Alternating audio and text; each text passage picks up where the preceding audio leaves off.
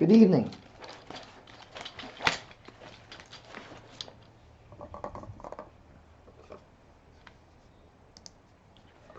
This is a paintball mine.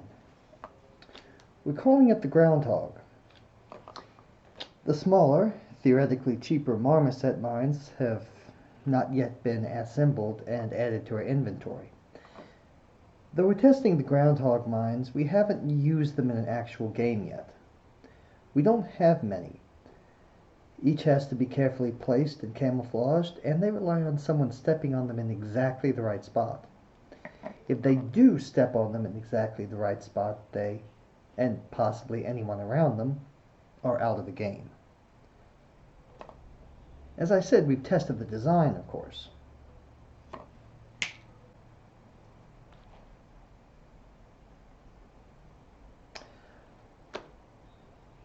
But like I said, no one has yet stepped on one. We're going to change that. We'll be filling them with water rather than paint. We've also secured a volunteer. Are you ready?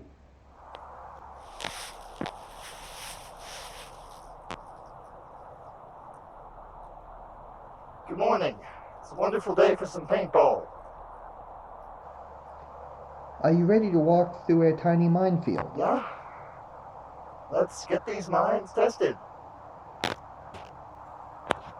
Well, let's go down to observation and observe the test.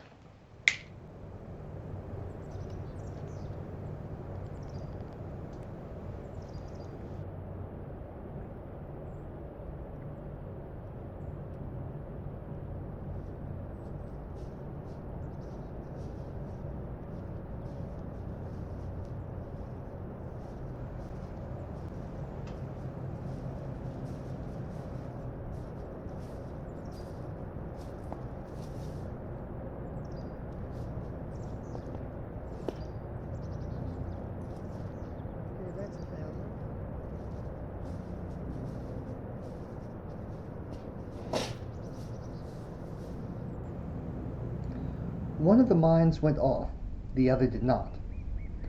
Upon examination, this turned out to be because a spring was interfering with the CO2 cartridge being seated properly, preventing it from being punctured when the plunger is stepped on. To understand what happened and how we can fix it, let's look at how mines are made.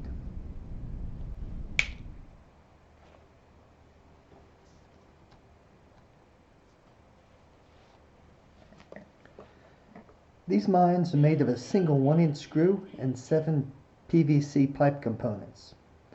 In simplest terms, stepping on the plunger forces the CO2 cartridge down onto the sharp point of the screw, puncturing and immediately depressurizing it.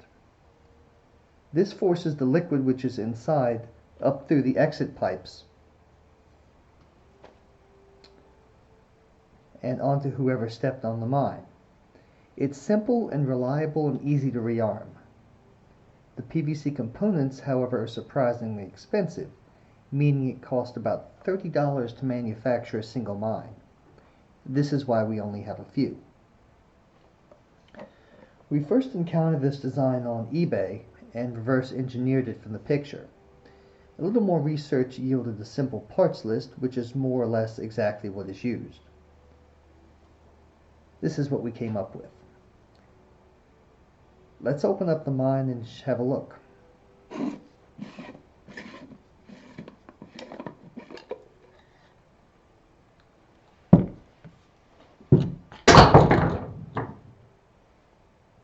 That wasn't good. Please excuse me.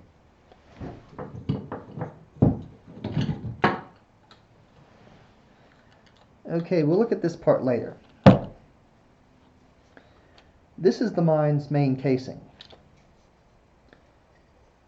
This PVC tube here holds the 12-gram CO2 cartridge. The screw, which you may or may not be able to see, goes through this cap here, and the point is in more or less the center of this PVC pipe. The CO2 cartridge is inserted here, top down.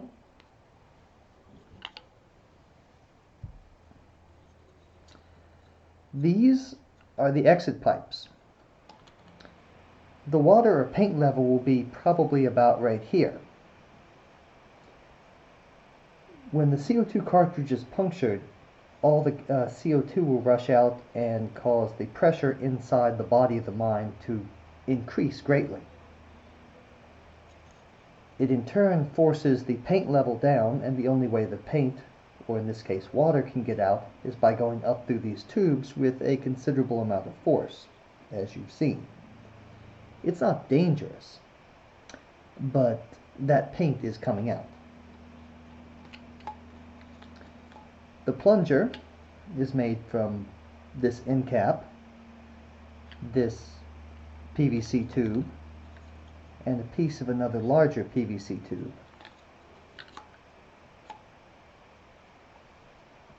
You simply fill this with liquid, ideally paint, put the CO2 cartridge in as you've seen,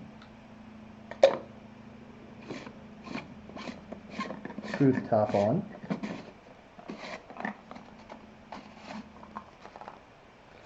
and the mine is ready to be buried.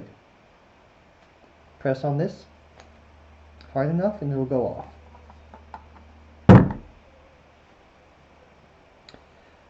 Mines are easy to arm once dug in, and camouflage. This is how the mine that went off was armed, and water, in the place of paint, was poured into the casing.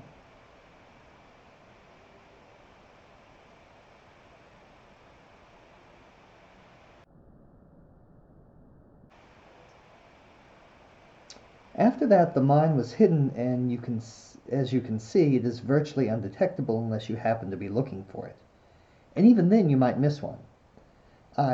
I mean my volunteer, accidentally walked right past it, even knowing where it was and having armed it mere seconds before.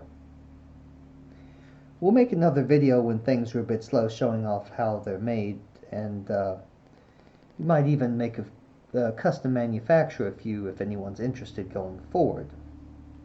But for now, that's all. Watch your step.